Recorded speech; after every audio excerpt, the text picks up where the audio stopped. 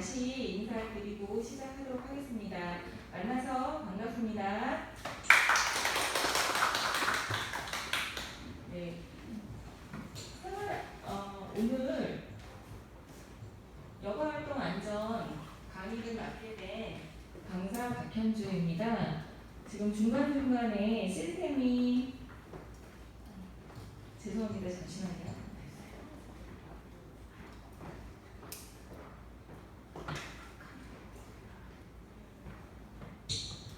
중간중간에 시스템이 조금 오류가 지속적으로 발생이 돼서 이제 원활하게 강의가 진행되지 못한 점 양해 부탁드리고요. 우선은 마지막 시간이에요. 마지막 시간인데 하루 종일 오래간만에 이런 교육을 받으셨을 거예요. 하루 종일 앉아서 뭐 길어야 2시간, 3시간 뭐 여러분들께서 예배 보실 때도 목사님 설교가 길어도 1시간? 그 정도인 걸로 알고 있는데 지금 하루 종일 몇 시간을 주구장창 앉아서 여긴 어디 나는 누구 이런 느낌으로 종일 강의 들으시느라 너무 고생 많으셨고요. 오전에 사무국장님께서 2시간을 30분, 1시간처럼 재밌게 강의를 잘하는 강사가 있고 아니면 아예 강의 스킬이 없어서 1시간 원래 교육인데 한 25분, 30분에 후딱 끝나는 좋은 강사가 있고 제가 어떤 강사에 속할지는 저도 열심히 해보겠습니다. 그리고 안전교육을 받으시는 거는 어떻게 보면은 저도 여러 차례 강의를 진행을 해보고 강의도 들어봤지만 정말 지루해요. 그래서 그 지루한 이유가 뭘까라는 고민을 해봤어요. 근데 생활안전, 뭐 가스안전, 화재안전 이게 이 교육이 우리 생활에 굉장히 밀접한데 왜 지루하지? 왜 듣기 싫지? 이렇게 생각하다 보니까 다 아는 내용이에요. 그냥 상식적으로 뉴스에서도 많이 듣고 누가 이랬대더라 이런 아는 내용이에요. 아는 내용을 계속적으로 듣다 보니까 안전교육이라는 게 지루할 수밖에 없더라고요. 근데 사고는 계속 발생이 돼요. 왜냐하면 우리가 무의식 중에 괜찮아 알고 있는데 이 정도는 괜찮아. 그래서 이게 지속적으로 내 몸에 익숙해질 때까지 안전교육은 지루한 교육이지만 이루어져야 되지 않을까 생각이 됩니다. 그래서 복습 차원에서 우선 생애주기별 안전교육이란 생애주기별 안전교육 지도를 기준으로 해서 생애주기별 특성에 따라서 갖춰야 할 안전 역량을 위한 분야별 안전교육을 의미를 합니다. 그러니까 행정안전부에서 영유아기부터 노령기에 이르기까지 이 생애 주기별로 어떠한 안전교육이 필요한지를 한눈에 볼 수 있게 가이드라인을 제시를 했는데요.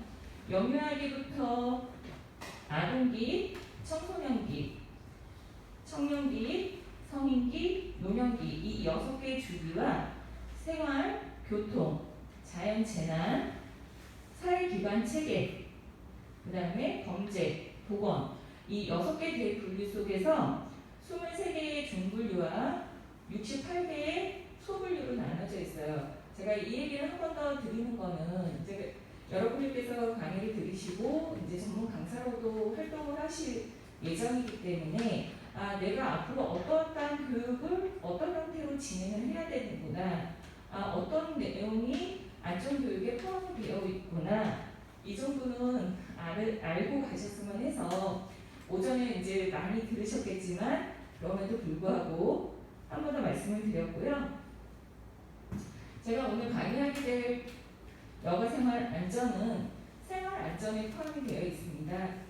생활 안전은 시설, 화재, 전기, 가스, 작업, 여가활동 이 6개가 들어가 있어요. 우선 우리나라는 2004년 7월부터 금융기관이나 공공기관에서 주 5일제 근무가 시범적으로 시행이 되면서 이제는 5일제 근무가 정착이 되었어요. 그리고 2001년 1월부터는 본격적으로 주 52시간 근무제가 도입이 되었습니다. 그러면서 이제 여가 활동 또한 많이 늘어나게 되었는데요.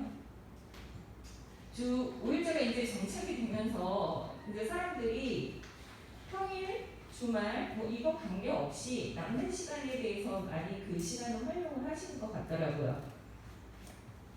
그리고 굳이 이제 여가 생활의 사전적인 의미를 살펴보자면 직업상의 일이나 필수적인 가사활동 외에 뭐 소비하는 시간, 즉 뭐 짬, 레저, 남는 시간을 말하는 건데요. 차이는 있지만 대체적으로 어떤 노동에서 내가 꼭 생존에 필요한 필수적인 이 생활 외에 남는 시간을 말하는 거겠죠. 몇 가지 명언을 보면 여가를 잘 활용하지 못하는 사람은 항상 여가 시간이 없다. 여가 시간을 즐기려면 시간은 잘 써야 된다. 인생의 차이는 여가 시간에 달려있다. 라고 말할 정도로 이 여가 시간에 대한 중요성을 강조를 한 것 같습니다. 역설적으로 일과 여가 시간의 관계는 조금 불가분의 관계가 있는 것 같아요. 내가 휴식을 잘 취해야지만 또 어떤 노동력도 올라가고 내 생활 수준도 올라간다고 생각이 됩니다. 이게 19년도와 20년도에 우리나라 여가활동 유형을 조사한 그래프인데요. 조금 멀어서 잘 보이시나요? 우리나라 사람들의 평균적인 휴식 그 여가 활동이 그냥 아무것도 안 하고 저 쉬어요 하는 응답이 가장 많았고요. 그 코로나19로 인해서 비대면 활동이 조금 늘었어요. 과거에 뭐 공연을 본다라던가 아니면 뭐 스포츠장 경기를 즐긴다던가 이런 뭐 사람들을 접촉해서 할 수 있는 여가 활동이 많았다라고 하면 코로나19로 인해서 그 시간이 조금 줄었고 오히려 뭐 걷기라던가 등산 또는 골프 등 이런 거리두기가 가능하지 않아도 되는 스포츠는 오히려 소폭 증가한 걸로도 나타났습니다. 그리고 휴식 시간을 한다라는 거는 그냥 나 TV 봐. 그래서 TV 시청이 1위고요. 이 사진이 조금 재밌어서 봤고요. 이거 아니면은 보통 이제 들어누워 있는 사진 그런 사진들이 많더라고요. 그리고 2위는 스마트폰 사용으로 나타났습니다.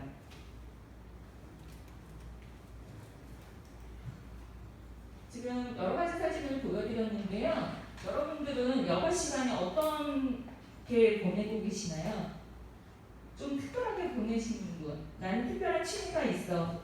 나는 이런 여가 시간을 즐기면서 스스로 위안을 삼거나 스트레스를 풀거나 재충전을 해. 하시는 분 계실까요? 공부로 여가 시간을 보내신다는 것은 정말 존중할 만한 일이고 대단하세요. 공부해야 될 일일 것 같습니다. 또는 특별하지 않아도 같이 공유하고 싶으신 분 없을까요? 보통 이렇게 질문들 하시면 잘 안 하시더라고요. 지금 보여드린 사진 중에 지금 이제 여러분들이 보시는 사진 속에 왼쪽에 첫 번째 사진이 어떤 사진인 것 같으세요? 네, 스케치폰인데 위에 뭐가 있어요? 모래사장이에요. 저 사진이 제 사진이에요. 근데 자랑하려고 그런 게 아니라 저희 가족은 조금 레포츠를 즐기는 가족이에요.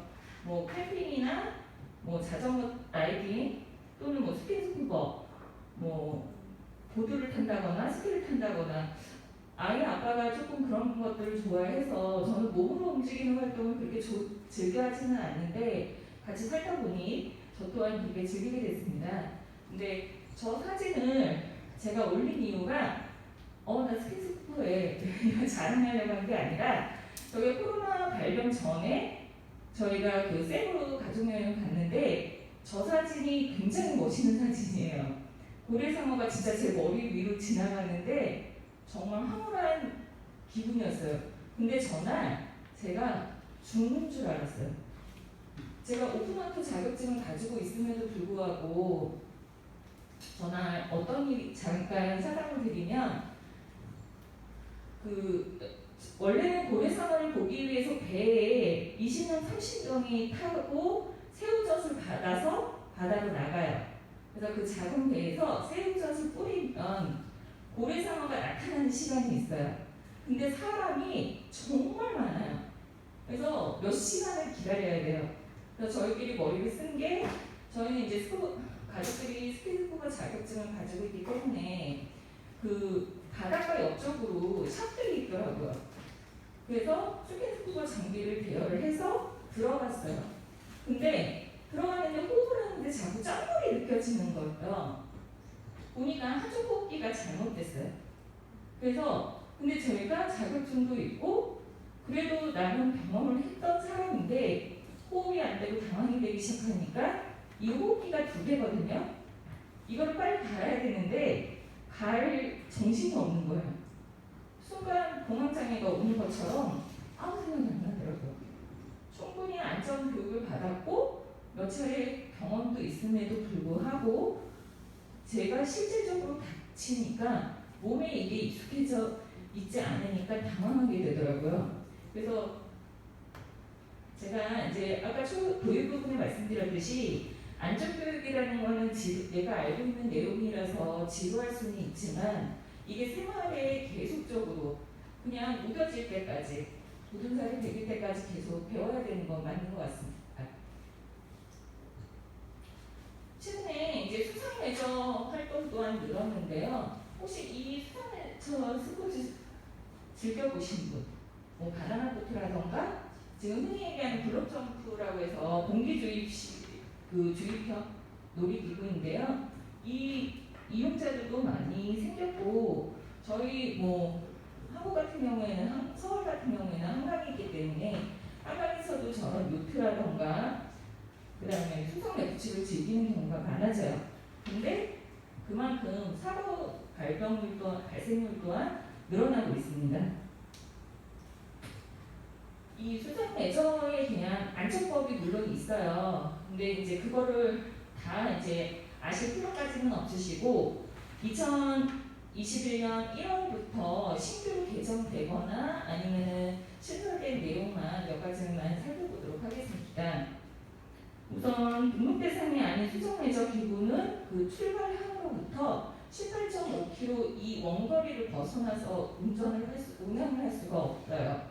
그러니까 그 무동력이라는 거는 요트나 뭐 아니면은 서핑, 뭐 카약이나 카누 등 이런 것들은 동력 장치가 없는 데다가 가볍기 때문에 어떤 안전장치가 없어서 사고 발생률이 높습니다. 그래서 그만큼 18.5km에 대한 원거리 운항 제한을 했어요. 다만 이제 무리를 지어서 즐기시거나 아니면 그 안전 선박과 같이 이동을 하면은 원거리 내에서도 충분히 즐기실 수가 있습니다.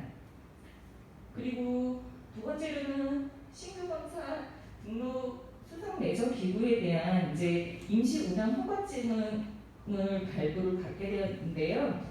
기존에는 선박 운항법에 따라서 어떤 비용을 지불하고 그 절차에 따라서 임시 운항 허가증을 받아야지만 운전을 해보실 수가 있었어요. 근데 이제 그 절차라던가 비용이 까다롭기 때문에 우선은 안전 정도가 확보가 되면 이제 시범 운전을 할 수 있도록 법이 개정이 되었습니다.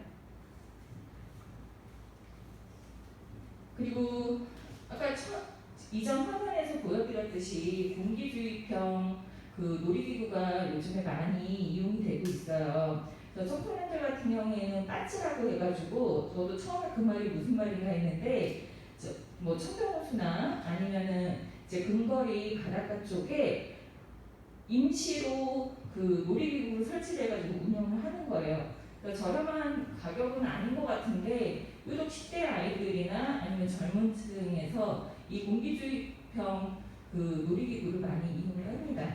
그만큼 사고도 많이 발생을 하는데요. 그래서 거기에 대한 안전법이라던가 아니면은 그 안전요원을 필수적으로 배치를 해야 된다라던가 이런 내용을 신설을 했습니다. 수상 레저 사고 유형을 보면 바나나 보트가 15.8%로 1위입니다. 그리고 6월과 7월 여름 사이에 사고 발생률이 가장 높았고요. 좀 전에도 말씀드렸듯이 10대 아이들이 가장 사고율이 높아요. 그러니까 부모님 없이 그냥 갔다가 어떤 안전 교육이라던가 안전장비 없이 이렇게 이용을 하다가 사고가 많이 발생을 하고 있습니다. 그리고 손상 유형으로 보면은 아무래도 골절 사고가 가장 많고요. 머리나 얼굴 부위를 다치는 경우가 가장 많았습니다.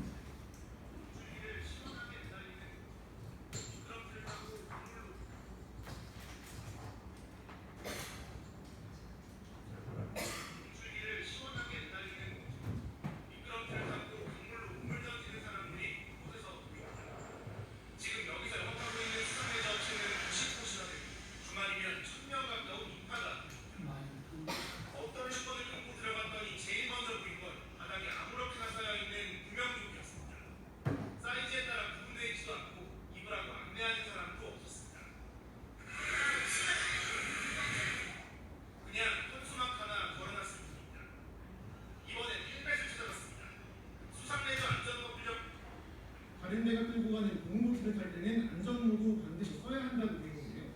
정작 헬멧 보관함이 텅 비어 있습니다. 사고 등 잇따른 해상 선박 사고에 정부는 수상 안전 교육을 강화하겠다고 밝혔는데요. 제대로 이루어지고 있을까요? 교육 현장을 하정우 기자가 취재했습니다. 동력 수상 레저 기구 운전을 위한 조종 면허 시험장. 응시생 20명을 대상으로 수상 안전 교육이 한창입니다. 하지만 안전 교육과는 전혀 관련이 없는 막말이 계속됩니다. 마지막으로 하시기 싶습니다. 잘못하는 조종자라는데 너무 소외하는 데여서 마지막을 생각을 해보시고 응시생이 잠을 자도 깨우지 않고 동영상을 틀어놓고는 심지어 보지 말라는 말까지 합니다. 운전선을 하고 싶고 무난히 교육을 잘하는 꼭 나가는 사람이죠. 3시간으로 규정된 교육 이수 시간도 지켜지지 않고 있습니다. 보셨던 영상에서처럼 어떤 장비가 제대로 갖추어져 있지 않거나 아니면 그 루프라던가 아니면은 뭐 수상 동력기구들을 운항을 하려면 조종면허 시험을 봐야 되는데 실질적으로 많은 시간도 아니에요. 이 3시간조차도 자거나 아니면 강의자가 너무나 불성실하게 이런 거 몰라도 된다고 주무셔도 된다고 이렇게 강의를 하는 내용 자체가 문제가 있다라고 봐요. 그래서 이게 안전사고 뭐 불감증이라고 얘기는 하는데, 그러니까 어쨌든 내가 만약에 이용을 할 거라면 내가 혹시라도 수상 그 운항 허가증을 받으려면 가서 교육을 그냥 저렇게 성의 없이 시켜주는데 말고 정말 제대로, 그러니까 물론 편하긴 하죠. 몇 시간 받아야 되는 교육을 그냥 대충 받아서 자격증 따고 그러면은 결국에는 그 시간이 편할 수는 있지만 나중에 사고로 이어진다라고 하면 결국에는 내 손해예요. 그러니까 그런 것들을 조금 숙지를 하셔서 이용을 하셨으면 좋겠습니다. 네. 그래서 몇 가지, 그러니까 지금 교재에도 나와 있는 부분이기는 하지만 꼭 필요한 사항만 다시 한번 짚어보자면 우선은 물속에 빠질 일이 있기 때문에 준비 운동은 필수적으로 하셔야 되겠죠. 그리고 말씀드렸듯이 안전장비, 구명조끼라던가 헬멧 등이 있는지 확인하시고 없으면 그 시설은 이용하지 마셔야죠. 그 시설장에서 모르면 내가 나를 지켜야 되기 때문에 안전장비는 꼭 착용을 하시고요. 그리고 말씀드렸듯이 안전요원 배치 의무가 법제화로 되어 있기 때문에 거기에 안전요원이 있는지 정말 말 그대로 설렁설렁 하는 데인지를 확인하시고 시설을 이용을 하셨으면 좋겠습니다. 그리고 보통 강가나 아니면은 강가 쪽까지도 뭐 물이 깊어서 그런 일은 없는데 뭐 계곡 같은 데 많이 놀러 가시잖아요. 그러니까 요즘에는 비가 뭐 우리나라도 많이 물이 줄어서 그 계곡도 많이 얕아지기는 했지만 그럼에도 불구하고 깊은 데가 있어요. 그러면은 빨간 줄로 활동 금지 구역 뭐 여기서 수영이나 뭘 하지 마세요라고 붙여놓는데 꼭 들어가요. 꼭 들어가서 꼭 사고가 나요. 그래서 진짜 활동 금지 구역으로 제한이 되어 있는 곳은 괜찮아 하지 마시고 안 들어가셨으면 좋겠어요. 그리고 이거는 뭐 자동차 운전이나 모든 거에 해당이 되지만 무면허 또는 음주를 하시고 나서 시설을 이용하지는 않으셨으면 좋겠습니다. 그리고 뭐 거기 시설장에 가면 안전교육을 시켜야 되고 안전요원이 배치가 되어 있고 이런 부분을 말씀을 드렸는데 거기에서 안전교육을 시켜줘요. 그러면은 뭐 시설물을 이용할 때 뭐 꼭 잡으세요. 액세서리는 하지 마세요. 이런 것들은 제발 하지 마시고요. 사업장에서도 안전수칙을 지켜야 돼요. 이 사업장이 나한테 안전교육을 시켜주는지 안전장비들이 잘 설치가 되어 있는지 이런 것도 꼼꼼히 살펴보시고 즐기셨으면 좋겠습니다. 말씀드렸듯이 구명조끼는 자동차에서 안전벨트와 같이 생명조끼예요. 그래서 꼭 착용하시고 이용하시고요. 그리고 안전수칙은 만약에 하나라도 빠져 있으면 괜찮지가 아니라 이용하지 마세요.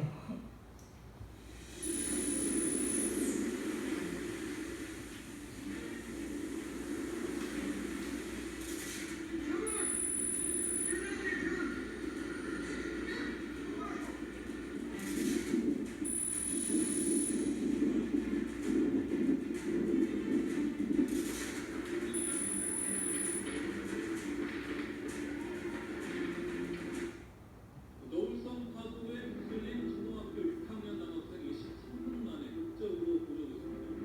물 위에 오래 떠있는 방법인 생존 수영. 당시 2m가 넘는 파도 속에서도 학교에서 배운 생존 수영법을 활용해 침착하게 구조를 기다린 것으로 알려집니다. 학교 1학년 때 생존 수영법이라고 하늘을 보고 다른 여기 보고 그냥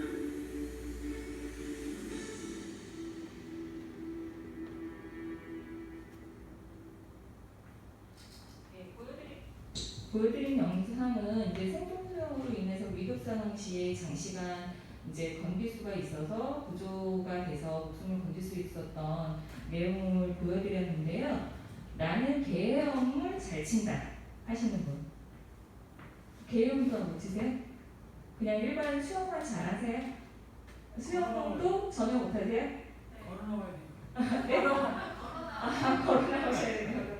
아니 다행히 그 발이 닿는 곳이면 걸어 나오시는 게 제일 좋긴 한데요. 개헤엄을 잘 치시는 분이 오히려 사고가 났을 때 생존율이 높아요. 이 생존수영이라는 거는 어떤 기록이나 아니면은 뭐 영법이나 이런 거하고는 전혀 다른 문제예요. 말 그대로 어떤 안전사고가 났을 때 해안이나 아니면 강가에 오래 떠 있을 때 말 그대로 구조되기까지 내가 버틸 수 있는 수영인 거잖아요. 그래서 최근에는 이제 그 우리나라에서도 아직 의무화 교육은 되지 않았지만 이미 영국이나 뭐 미국, 일본에서는 초등학교 유치원 때부터 이 생존 수업이 필수 과목으로 들어가 있어요. 그래서 연령별에 맞춰서 라이센스를 발급을 한다고 합니다. 그래서 그 과목을 이수를 해야지만 다른 과목과 같이 누락 없이 졸업을 할 수 있다라고 해요. 그만큼 안전사고에 대한 대비책을 가지고 있다라는 거고요. 이 생존 수영은 말 그대로 어떤 기록을 위한 목적이 아니에요. 오랫동안 버티는 게 목적이기 때문에 최대한 안정을 유지하고 그 다음에 체력을 소모하지 않아야 되고 그리고 호흡법을 이 두 가지를 위해서 안정적으로 유지를 해야지만 장시간 그 안정이 되기까지 기다렸다가 그 구조가 될 수 있다는 거죠. 그래서 몇 가지를 살펴보면 이제 물에 뜨는 방법이에요. 근데 우리는 숨을 쉬잖아요. 폐로. 이 폐 자체가 우리의 몸의 공기주번이 역할을 합니다. 그래서 편하게 호흡하시고 몸에 최대한 힘을 빼시면 어떤 물에서도 아니면 뭐 죄송한 말씀이지만 몸무게가 많이 나가시는 분이라도 물에 틀 수밖에 없는 구조예요. 그래서 처음에 아이들이나 아니면은 성인 대상으로 생존 수영을 배울 때 보시는 것처럼 편하게 뜨는 법부터 배우게 됩니다. 그리고 다음으로는 호흡하기인데요. 혹시 음파호흡법 아세요? 네, 수영을 배우신 분들이라면 이 음파호흡법을 아실 텐데요. 물 밖에서는 입으로, 물 안에서는 코로 하는 그 호흡법이에요. 그래서 그러니까 지금 마스크에서 제 입모양이 안 보이실 텐데 영상을 조금 보여드리면 말 그대로 물 안에 들어갔을 때는 코로 하고 내쉬고 밖에 나와서는 하고 숨을 깊게 들이마시는 호흡법입니다. 그리고 구명조끼가 없는 경우에도 생존은 가능하고요. 다만 이제 구명조끼가 있는 경우라면 구명조끼를 또 제대로 착용을 하셔야 돼요. 버클을 다 여시고 그냥 조끼처럼 입으시는 분들도 많이 계시고 여기 옆에를 조이지 않아서 이렇게 둥둥 오히려 이게 벌그적거리는 상황이 발생을 하고요. 그리고 구명조끼 아래쪽에 보시면은 이 다리 사이에 걸어야 되는데 이걸 걸지 않고 여기만 조여서 오히려 나중에 목이 조이는 경우도 있어요. 그래서 구명조끼도 반드시 알맞게 착용을 하셔야 될 것 같습니다. 그리고 보시면은 지금 뭐 봉지나 우리가 흔히 뭐 농담삼아 얘기하는 질소과자 그리고 또는 빈 생수병 이것 또한 부력을 이용해서 뜰 수 있어요. 이 과자 봉지 두 봉지가 있으면 최대 90kg까지 버틸 수가 있대. 그래서 혹시라도 내가 90kg이 넘을 것 같다 이런 분들은 죄송하지만 혹시라도 모를 사고를 대비해서 조금 90kg 아래로 유지를 하시는 건 어떨까 싶습니다. 종합적으로 모아놓은 영상인데 좀 귀엽게 되어 있어서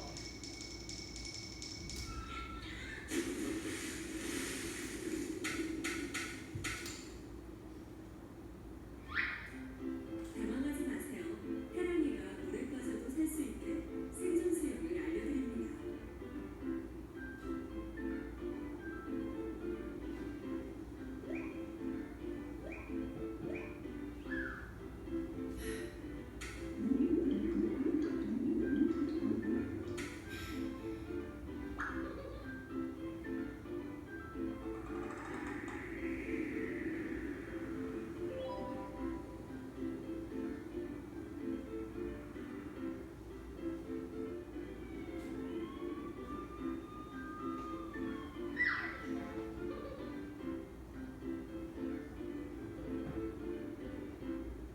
물놀이 갈 때 생존 수영 꼭 잊지 마세요.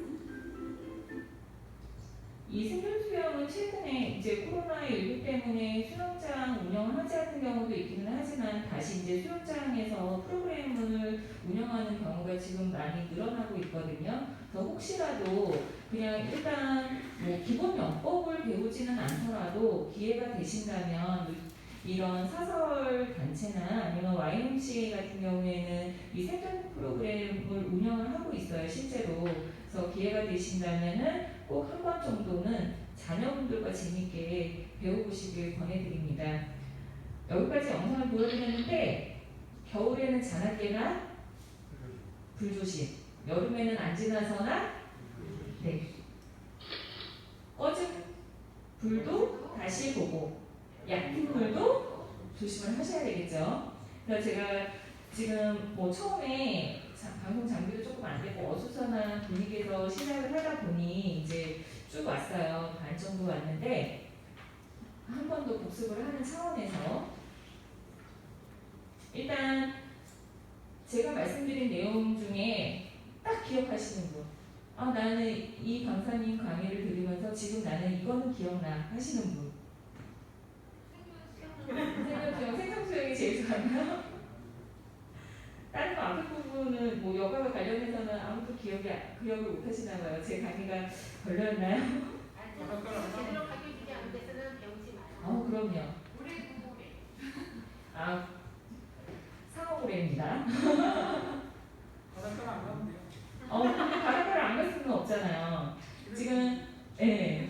올해 이제 코로나19 때문에 그 국가에서 내놓은 안전 그 내용인데 해수욕장을 이용을 하실 때 미리 예약을 하실 수가 있어요. 그래서 어떤 내가 방문하고자 하는 해수욕장이 붐비는지 아니면 예약을 미리 할 수가 있기 때문에 이 부분은 참고를 하시면 될 것 같아요.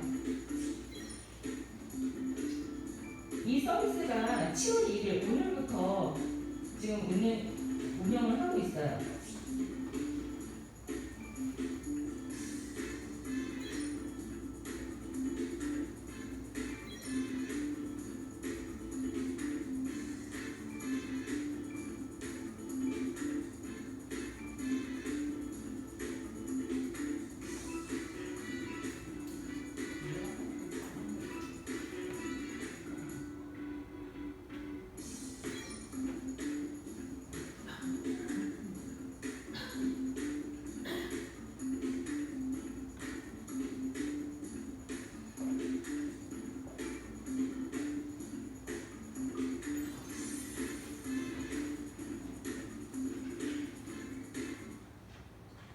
네, 보여드린 영상은 네이버 검색창에 바다 여행을 검색하시면 나와요. 그리고 유튜브 검색창에 바다 여행을 검색을 하시면 예약 안내 동영상이 너무나 친절하게 잘 나와 있어요. 그래서 올해 여름 휴가를 혹시라도 바닷가 또는 해수욕장을 이용하실 계획이라면 이 바다 여행을 참고해서 안전하게 바다 여행을 즐기고 오셨으면 좋겠습니다.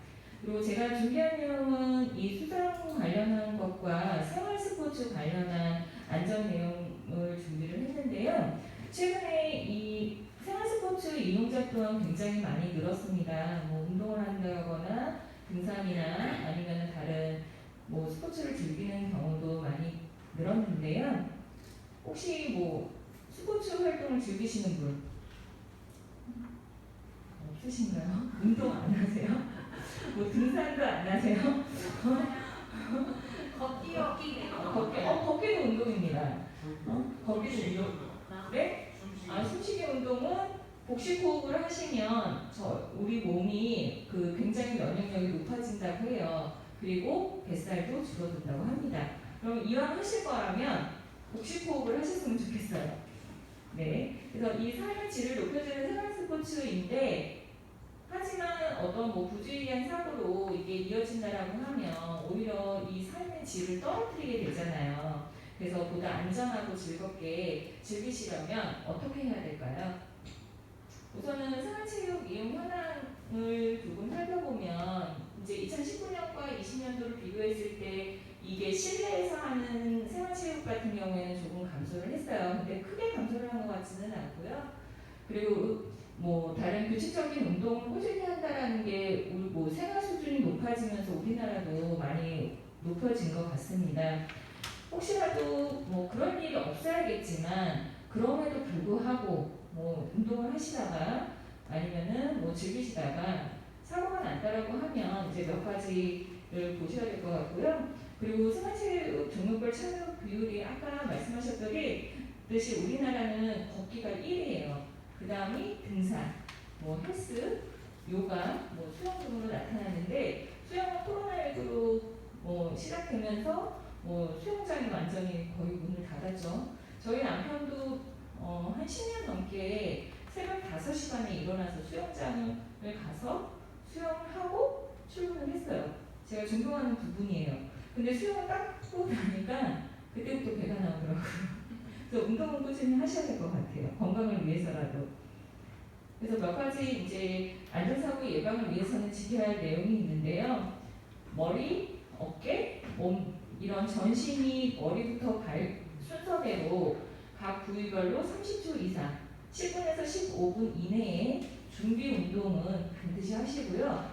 걷기를 많이 하신다고 했는데 그냥 무작정 걷는 분들이 많으세요. 근데 걷기도 긴장을 해서 걸으면 내 몸이 스트레스를 받아요. 그래서 조금 이렇게 했는데 삐끗해서 다치시는 경우도 굉장히 많아요. 그래서 걷기도 걷기가 무슨 무리한 운동이야 하지 마시고 반드시 준비 운동을 하고 이용을 하시기 바라겠습니다. 그리고 자전거라든가 요즘에 뭐 사회 야구다 아니면 뭐 사회 뭐 조기 축구다 뭐 많은데 이용을 하실 때에는 반드시 뭐 헬멧이나 아니면은 보호장구를 착용하고 이용을 하셨으면 좋겠고요. 사람이 많거나 아니면 차도 이런 데서 이용하지 마시고 요즘에 생활체육 공원이 워낙 잘 되어 있어요. 그래서 집 근처에 가까운 공원들을 확인하셔서 적정한 장소에서 꼭 생활체육을 이용을 하시길 바라겠습니다. 그리고 내 신체에 맞는 운동을 선택을 하셨으면 좋겠어요.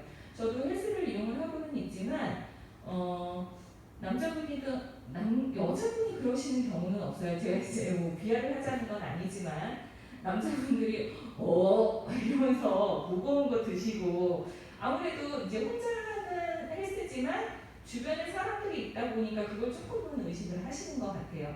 근데 이 헬스라는 것도 무거운 중량을 든다고 해서 운동이 되지는 않아요. 내 몸무게와 맞는 적정한 운동 기구의 운동 중량을 선택하셨을 때 그게 운동 효과가 나타나는 거기 때문에 괜히 과시한다고 하지 마시고 무거운 거 들지 마시고 적정한 내 신체에 맞는 내 몸무게에 맞는 운동 기구를 선택해서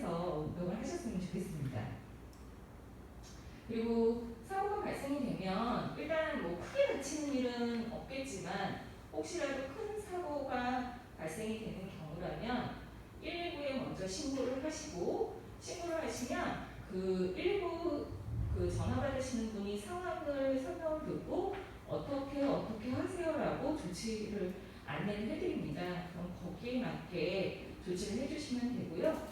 혹시라도 뭐 신발이나 헬멧, 뭐 보호장구를 차고 있다라고 하면 적절한 응급 조치를 위해서 이제 벗겨두셔야 되겠죠.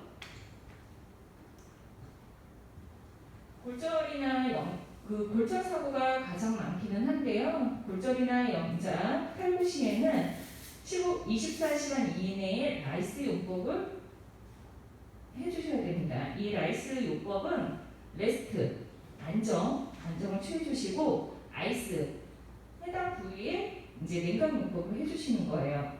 그리고 압박, 해당 부위를 냉각 요법을 하면서 압박을 해서 더 이상 근육이 수축이나 이완이 되지 않게 해주시면 될 것 같습니다. 그리고 붕대를 받게 되면 이 심장의 안쪽부터가 아니라 심장 바깥쪽에서부터 감아서 들어가서 심장보다 높게 위치해 주시면 돼요. 그리고 근육 경련 시에는 일단 편안하게 눕히고 해당 근육을 마사지 해주시는데요. 이때는 좀 전에 그 경우하고는 다르게 온열 요법을 해주셔야 돼요. 그래서 골절이나 영자 등이 왔을 때에는 이미 그 안에서 피가 보일 수 있기 때문에 냉각 요법을 해주시는 거고 근육 경련 등이 오는 거는 온찜질로 해서 근육을 풀어주신다라고 생각을 하면 돼요. 저희가 보통 근육통이 오거나 이러면은 냉찜질 해야 되나 온찜질 해야 되나 헷갈리실 때 많잖아요. 참고해 주시면 될 것 같습니다. 그리고 혹시라도 출혈이 발생이 되면 일단 출혈이 발생이 되면은 그 감염의 위험이 있기 때문에 물론 소독거지가 있으면 좋겠지만 소독거지가 없는 경우라면은 깨끗한 손수건이나 아니면 소금 등으로 지혈을 해주시고 심장보다 높게 부위를 해주시면 될 것 같아요. 일단 제가 이제 생활스포츠하고 수상 레포츠 관련해서 안전에 대해서 말씀을 드렸고요. 말씀드렸듯이 안전 교육이 재미있게, 그러니까 제가 아직 강의 능력이 안 돼서 막 재미있게 해드릴 수도 있지만 어떤 부분이 지루할 수 있는 부분이 뭐라고 했죠? 굳이 저의 변명을 하자면 아는 거를 뻔히 아는 거를 얘기를 하는 거예요. 그럼에도 불구하고 교육부에 말씀드렸듯이 안전 교육이 계속 지속적으로 필요한 거는 우리 몸에 굳은 살이 배기는 것처럼 그냥 응급 상황이 발생이 됐을 때 뭐 해야 되지? 막 네이버에 검색해야 되고 막 당황하는 그 순간이 아니라 그냥 몸에 배어서 자연스럽게 나오는 반사신경처럼 나오게 될 때까지는 안전 교육이 필요한 것 같습니다. 조금 다른 얘기를 하자면 아까 이제 이보라 선생님께서 교통 안전에 대해서 말씀을 드렸는데 우리나라 교통사고 비율이 최상위권이에요.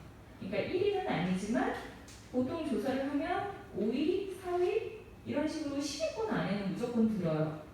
그래서 그 외국 기관에서 의아했대요. 우리나라가 역설적으로 법을 잘 지킨대요. 근데 법을 잘 지키는 나라에서 교통사고는 최상위권이에요. 왜 그럴까요? 안전불감증? 그것도 비슷해요. 빨리빨리 문화. 그것도 성격차, 그 나라별로 그 나라 사람들이 가지고 있는 국민성이라는 게 있기 때문에 그것도 있어요. 근데 가만히 인문학적으로 다가가 보니까 우리나라 사람들이 주체성이 굉장히 높은 국민이래요. 왜 그러냐면 여기 빨간불이 들어와서 서야 돼. 여기는 유턴이 안 돼. 여기는 좌회전이 안 돼.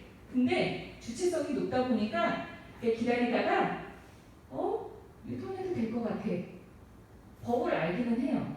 근데 그 상황에 내가 판단을 하는 거야. 주체성이 높아서. 그러다가 사고가 나는 거예요. 그래서 그 요즘에 코로나19 때문에 그 버스에 괜찮지가 뭐 위험합니다라는 표현가 계속적으로 붙어 있잖아요. 우리나라 사람들이 그 안전 불확증이라기보다는 그냥 어떤 상황이 발생이 됐을 때 너무 유한 것 같아요.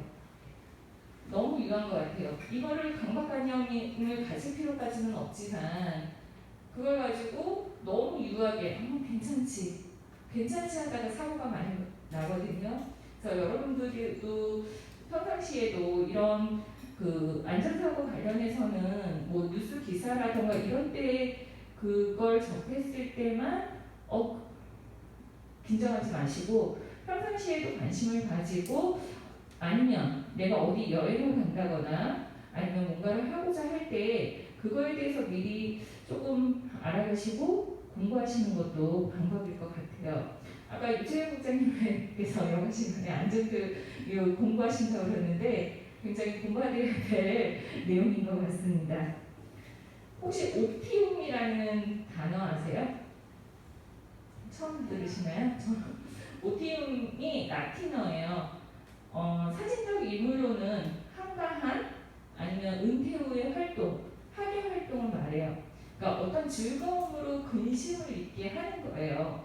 그러면 여가 시간을 즐긴다는 건 뭐 취미 활동도 마찬가지겠지만 내가 뭔가 일상생활에서 벗어나서 그걸 함으로써 그동안 받았던 스트레스를 털어내기 위한 건데 부주의로 오히려 근심을 가지고 온다라고 하면 안 되겠죠. 그래서 여러분들도 보다 안전하고 건강하게 여가 생활을 즐기셨으면 좋겠습니다. 제가 준비한 내용은 여기까지입니다. 긴 시간 강의 들으시느라고 오늘 너무 고생 많으셨어요. 감사합니다.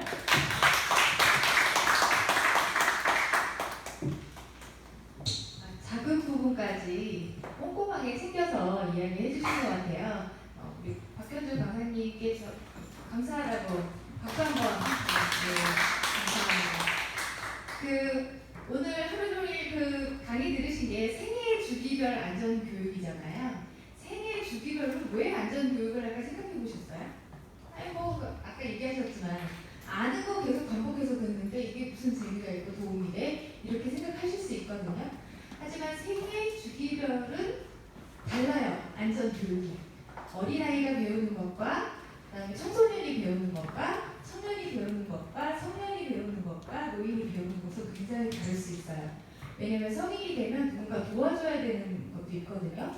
아이들은 원칙을 지켜야 되는 것을 배워야 되고 그래서 우리가 안전은 반복적으로, 체계적으로, 지속적으로 교육을 받아야 되기 때문에 나라에서 생애 주기별 안전교육을 준비를 한 겁니다. 그래서 저희가 그렇게 사실은 저희가 선진 문화를 주도하고 있는 거라고 저는 생각해요. 우리나라에는 그런 교육이 없었잖아요. 외국에서는 지금 하고 있고요. 그래서 우리가 안전교육을 굉장히 반복적으로, 체계적으로, 지속적으로 계속 해야 된다. 이런 사명감을 가지고 공부를 하시면 좋을 것 같아요. 제가 내일 교육을 보니까 굉장히 전반적으로 생애 주기별 안전교육의 종류별로 내일은 한 5가지 그 안전교육을 받게 되시거든요.